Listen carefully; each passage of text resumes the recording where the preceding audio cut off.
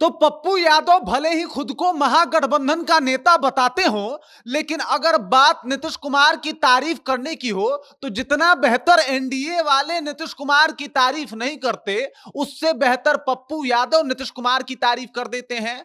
उसके बाद अगर बात कही जाए तो तेजस्वी यादव से पता नहीं किस बात को लेकर मुंह भी फुलाए हुए हैं। कभी आपने ये नहीं सुना होगा पप्पू यादव के मुंह से कि तेजस्वी यादव एक बेहतर नेता हो सकते हैं, मतलब संभावना भी नहीं दिखाते। और इसके वजह से कहीं ना कहीं तेजस्वी यादव की भी मुश्किलें बढ़ जाती है। प्रशांत किशोर के बारे में जब उनसे पूछा जाता है तो मनबे नहीं करते हैं कि भाई बिहार के राजनीति में प्रशांत किशोर प्रासंगिक भी हैं। पूरी जानकारी दूंगा कि आखिरकार पप्पू यादव ने अब ऐसा क्या कुछ कह दिया है जिसकी वजह से बिहार की सियासत एक बार फिर से जो है वो गरमाई हुई है। आइए उसके ऊपर बातचीत करेंगे, लेकिन उससे पहले मेरा परिचय जान लीजिए। मेरा नाम है रजत और आप जनता जंक्शन देख रहे हैं। देख लीजिए, पप्पू यादव जी के साथ एक बड़ा मसला है। ये है अभी महागठबंधन में, लेकिन महागठबंधन में अगर इनसे सीएम फेस पूछ दिया जाए तो इसके ऊपर बमक के फायर हो जाते हैं। पत्रकारों ने पूछ दिया इनसे कि भाई सीएम फेस कौन होगा महागठबंधन का, तो कह रहे हैं कि आप लोग क्या चिंता कर रहे हैं भाई, ये महागठबंधन का मामला है। अरे भाई, ये पूरे बिहार का मामला है। पूरा बिहार जानना चाहता है कि भाई आप लोग सीएम किसको बनाने वाले हैं। बिना बिहार ये जाने किसको वोट देगा, आखिरकार आप लोग अपना दूल्हा बना किसे रहे हैं। इस वजह से ये पूरे बिहार का मसला है। वहीं नीतीश कुमार की बात होती है, भाजपा की बात होती है, तो उस पर भी खुल के बोलते हैं। कहते हैं कि भाजपा की औकात नहीं है कि नीतीश कुमार के बिना वो बिहार में चुनाव जीत सके या फिर 2-4 सीटें भी ला सके।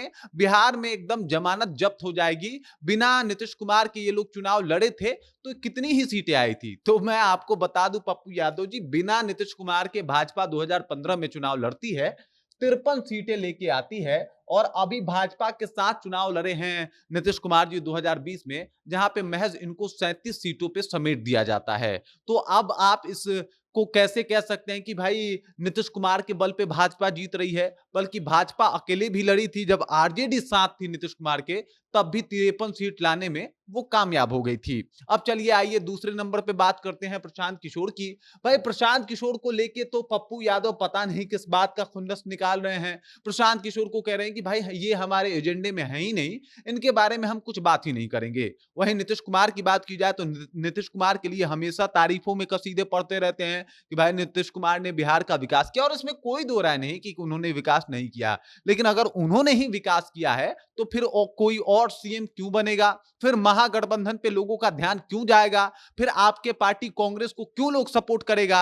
और आप ही के कुछ नेता आते हैं जो बाहरी नेता हैं, जैसे कन्हैया कुमार हैं, कृष्णा अल्लावरू हैं, मल्लिकार्जुन खड़गे हैं, वो तो डबल इंजन की सरकार को कहते हैं कि भाई बहुत खराब सरकार है। नीतीश कुमार को कहते हैं कि भाई वो तो भ्रष्टाचार में लिप्त हैं। तो आपके सरकार जो आपके आला कमान है, उन्हीं से आपका सुर नहीं मिलता, और ना ही आपका ये कुछ क्लियर हो पाता है कि भाई आपको आप किसको मुख्यमंत्री बनाने वाले हैं। मतलब अगर पप्पू यादव की माने तो पप्पू यादव ने एक बार अपने मन की इच्छा जाहिर की थी। उन्होंने कहा था कि भाई मुख्यमंत्री तो हम भी बनना चाहते हैं, लेकिन आला कमान ने शायद इनकी बातों को ज्यादा सीरियस नहीं लिया था, जैसे बिहार की जनता कभी कभार इनकी बातों को सीरियस नहीं लेती है। और अभी देख लीजिए जिस तरीके से ये लगातार नीतीश कुमार की तारीफ कर रहे हैं, तेजस्वी यादव के बारे में कुछ खोल के नहीं बोल रहे हैं, कुछ भी खुल के नहीं बोल रहे हैं। आपको बता दूं कि पप्पू यादव से पूछा गया सीएम फेस के ऊपर, भड़क गए पत्रकारों पे। पत्रकारों से कह रहे हैं कि भाई ये हमारा मैटर है। अरे मैटर पूरे जनता का है, पूरे बिहार का है, और ये बताना पड़ेगा कांग्रेस को आखिरी आखिरी तक कि वो सीएम तेजस्वी यादव को मानते हैं कि नहीं मानते, क्योंकि बिना तेजस्वी यादव का